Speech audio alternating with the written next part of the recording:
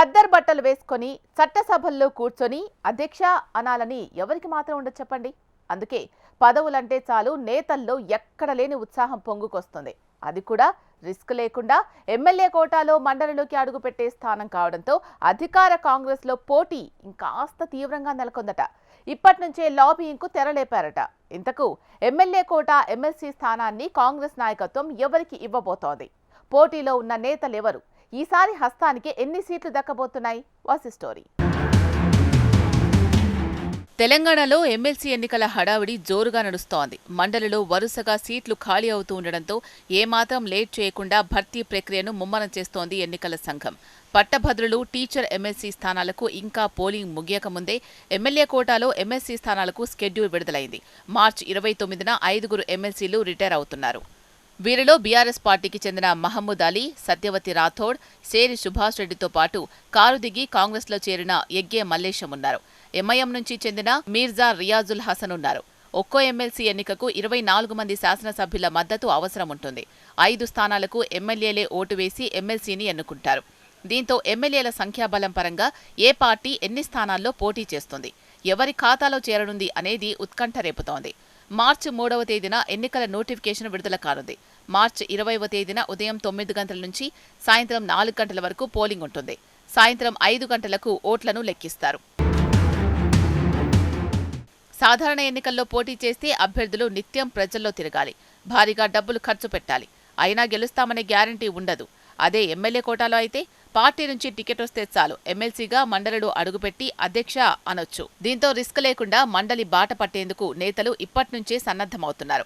శాసనసభలో మెజార్టీ సీట్లను కలిగి ఉన్న అధికార కాంగ్రెస్లో ఈ పోటీ మరింత ఎక్కువగా ఉంది. అలా స్కెడ్యూల్ వచ్చిందో లేదో అప్పుడే సీనియర్లు, జూనియర్లు అనే తేడా లేకుండా కాంగ్రెస్ పార్టీ నేతలు లాబింగ్ స్టార్ట్ చేశారట.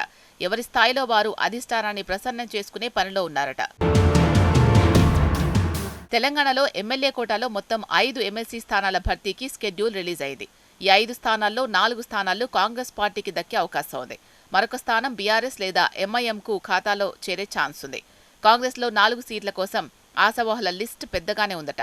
సీనియారిటీ ప్రకారం తమకు ఇవ్వాలని కొందరు, సామాజిక వర్గాల వారీగా మరికొందరు ప్రయత్నాలు చేస్తున్నారట.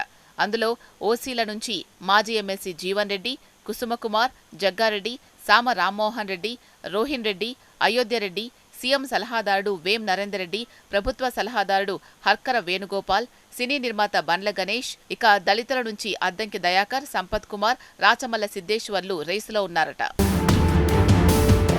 అదే బీసీ సామాజిక వర్గం నుంచి మధుయాష్కి గౌడ్, సునీత ముదిరాజ్, సరిత తిరుపతయ్య యాదవ్, చరణ్ కౌశిక్ యాదవ్, లింగం యాదవ్, ఇరవత్రి అనిల్ కుమార్, కొల్లాపూర్ జగదీశ్వరరావు, సూర్యాపేట డీసీసీ ప్రెసిడెంట్ చెవిటి వెంకన్న యాదవ్, మాజీ రాజ్యసభ సభ్యుడు విహెచ్, ఇంకొంతమంది విశ్వ ప్రయత్నాలు చేస్తున్నట్లు తెలుస్తోంది. ఎస్టీ సామాజిక వర్గం corporation chairman Bellaiah Nayak, Nalgonda DCC president Shankar Nayak సైతం ఎమ్మెల్సీ పదవుల కోసం ప్రయత్నాలు చేస్తున్నారు. మైనార్టీ నుంచి ఫయీం ఖురేషీ, షబ్బీర్ అలీ, అజారుద్దీన్, ఫిరోజ్ ఖాన్లు పోటీలో ఉన్నట్లు ప్రచారం జరుగుతోంది. ఎమ్మెల్సీ సీటు కోసం హస్తం పార్టీలో ఒకవైపు ఆశావహుల ప్రయత్నాలు ఇలా ఉంటే, కొత్తగా వచ్చిన ఇన్ఛార్జ్ మీనాక్షి నటరాజన్ మాత్రం ఇప్పటివరకు ఏ సామాజిక వర్గాలకు మంత్రిగా అవకాశం కల్పించలేదు.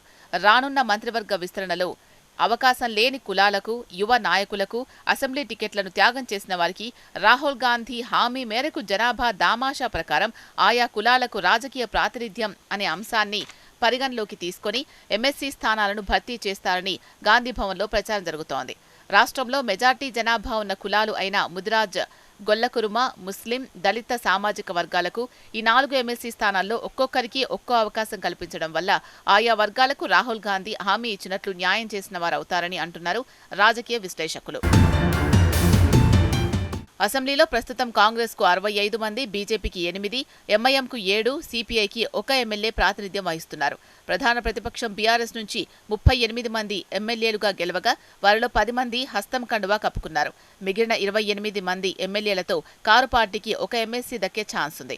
గతంలో బీఆర్ఎస్ మద్దతుతో 1 ఎమ్మెల్సీ సీటును దక్కించుకున్న ఎంఐఎం ప్రస్తుతం ఎలాంటి వైఖరి అనుసరిస్తుంది అనేది ఆసక్తికరంగా మారింది.